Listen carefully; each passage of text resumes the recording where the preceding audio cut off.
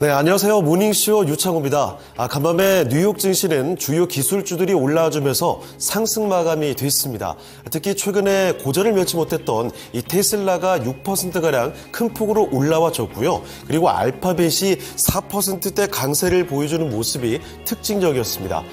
그리고 또 유럽 증시가 미국의 FOMC를 앞두고 하락 마감한 것과 비교하면 뉴욕 증시의 상승은 상당히 또 인상적이었다 볼 수가 있을 텐데 일본도 빠뜨릴 수가 없겠습니다. 어제와 오늘 BOJ 회의가 있죠. 17년 만에 금리 인상 가능성이 커지면서 이 결정이 가져올 여파가 전 세계인의 이목을 끌고 있습니다. 일본뿐만 아니죠. 우리나라에도 증시와 환율 등에는 역시나 상당한 파장이 예상되고 있습니다. 여기다가 이벤트는 상당히 많죠. 다가오고 있는 FOMC 회의에 대한 경계감이 하나 있고요. 그리고 엔비디아의 GTC 2024 세계 최대 인공지능 컨퍼런스와 관련해서 이런 기대감이 동시에 나오는 상황. 자, 과연 우리 증시의 선택지는 업일지 다운일지 모닝쇼에서 시장의 방향성 자세히 분석을 해드리겠습니다. 자, 그러면 오늘도 모닝쇼와 함께 현명한 투자 전략들을 찾아보도록 할 텐데요. 간밤에 있었던 중요한 소식들 3가지 정리를 해드리겠습니다. 첫 번째 소식은 미국의 경제지표와 관련된 소식 이렇게 전해드리겠습니다. 미국 주택건축업체들의 신뢰도가 상승하면서 50을 상회했다라는 소식인데요. 자세히 전해드리도록 하죠. 자, 미국 현지 시간으로 18일입니다. 전미주택건설협회에 따르면 3월 주택시장 심리지수가 51로 집계가 됐습니다. 월스트리트 저널이 집계한 시장의 예상치는 48이었으니까요. 아무래도 크게 웃도는 수치라고 볼 수가 있겠고요.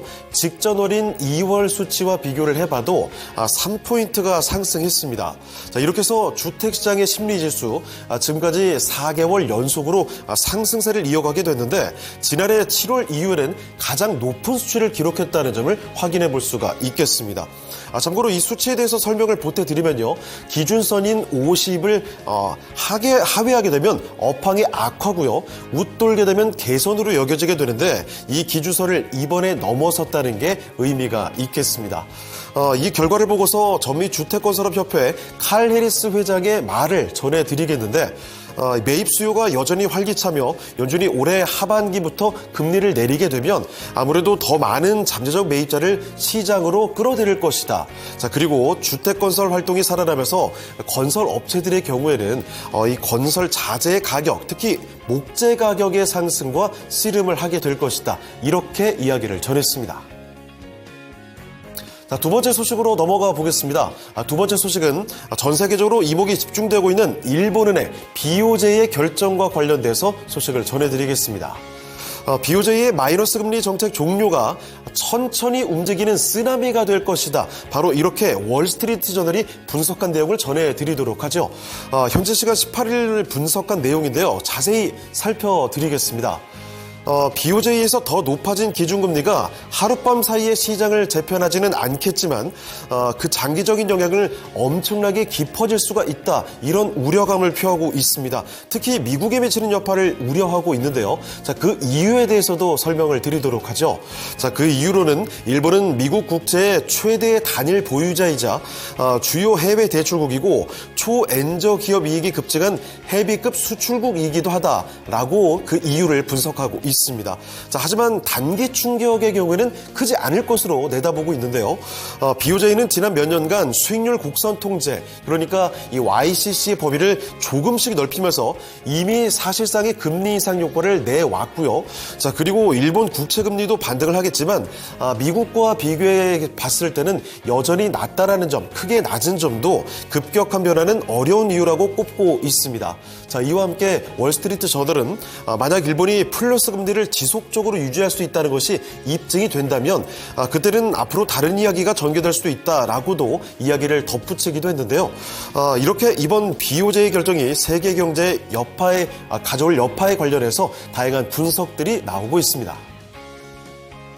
자, 세 번째 소식도 전해드리겠습니다. 국제결제은행이죠. BIS가 미국 연방준비제도와 유럽중앙은행이 올해 하반기에 금리 인하에 있어 상당한 진척을 이룰 것이다. 이런 예상을 했다는 소식입니다. 아구스틴 카르스텐스 BIS 사무총장이 현지 시간으로 18일 미국의 CNBC와 인터뷰에서 나눈 대화 내용인데요. 주요 중앙은행들이 지금까지 인플레이션을 낮추는데 매우 인상적인 진전을 이미 이뤘다면서 곧 완화적인 기조로 돌아설 수 있을 것이다. 이렇게 예상을 했습니다. 자, 거기에다가 한 가지 단서를 좀 달았는데요. 자, 그럼에도 인플레이션을 낮추는 데는 마지막 마일이 가장 까다로울 수 있다라는 것이요. 긴축을 완료했지만 경제의 나머지 부분에 미치는 영향은 여전히 진행 중이고요. 그리고 불확실성은 지금까지의 긴축이 얼마나 큰 영향을 미칠지에 달려있다. 이렇게 단서를 달기도 했습니다. 이와 함께 중앙은행 정책가들은 인플레이션의 둔화 과정을 끝까지 매우 잘 주시를 해야 하고 그리고 모든 일이 완전히 끝날 때까지는 일을 계속해야 한다라고 신중한 의견을 덧붙이기도 했습니다.